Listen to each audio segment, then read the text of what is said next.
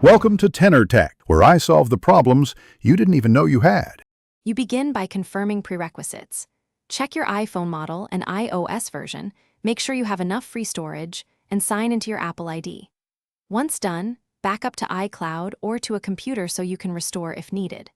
Plug into power or ensure the battery is at least 50%, and connect to a reliable Wi-Fi network. These steps prevent interruptions and data loss, so make them a priority before continuing with system updates, account setup, or personalization. Now you configure core features.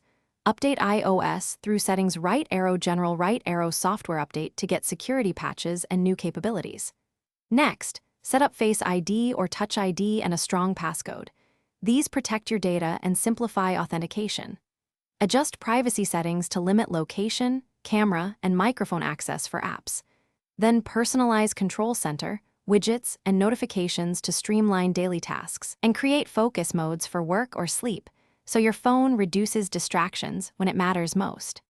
Finally, complete setup by installing necessary apps from the App Store and enabling automatic updates so you stay current. Sync email, contacts, and calendars in settings right arrow accounts. Confirm iCloud sync for photos and drive items to keep data consistent across devices. Make sure backups run on schedule. If something goes wrong, restart your iPhone first, then check storage and Wi-Fi. If problems persist, reset network settings or restore from your backup. These steps.